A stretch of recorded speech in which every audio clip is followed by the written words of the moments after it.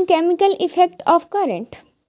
पहला है जूल ऊष्मा, जो H बराबर W/J। W हम लोग जानते हैं कि I² होता है और J का मान यहाँ 4.2 है, जो कि ऊष्मा का जूल यांत्रिक तुल्यांक है। एंड दूसरा है विद्युत शक्ति, जो कि P बराबर W/T। एंड इसके पहले वाले में भी पढ़े थे हम लोग, VI बराबर I²RT, सब ओम के नियम से निकलता है ये सब। और इसका मात्रक होता है जूल प्रति सेकंड, या वॉट कह सकते हैं, शक्ति का मात्रक होता है। एंड किलोवाट बराबर 3.6 × 10⁻6 जूल होता है। एंड चौथा है कि बल्बों का संयोजन, श्रेणी क्रम संयोजन, कुल व्यय ऊर्जा होता है 1/P नेट बराबर 1/, मतलब कि ये संधारित्र की तरह जोड़ा जाता है इसके शक्ति को। और जब n एक समान बल्बों के लिए हो, एक समान बल्ब श्रेणी क्रम में लगे हों, तो P नेट बराबर P/n होता है।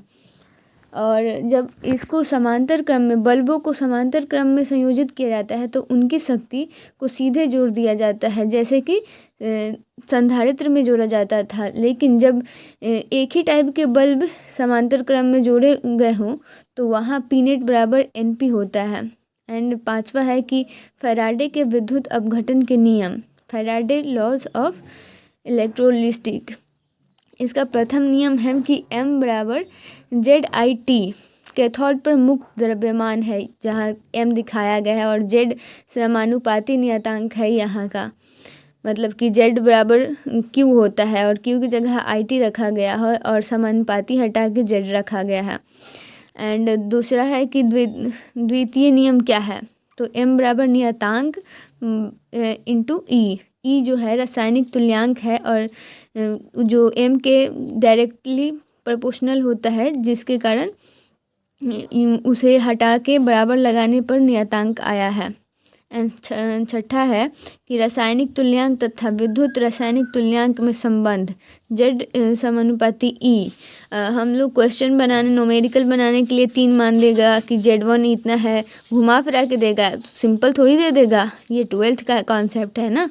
तो घुमा फिरा के दे देगा कि Z1 ये है, E2 ये है, E1 ये है, तो Z2 निकालो, या फिर Z1 निकालो, फिर Z, मतलब तो तुलना करके ऐसे हम लोग क्वेश्चन को बना सकते हैं। तो मैंने इसमें ऐसे ही डाल दिया कि हमें याद रहेगा कि हमें क्वेश्चन कैसे बनाने हैं।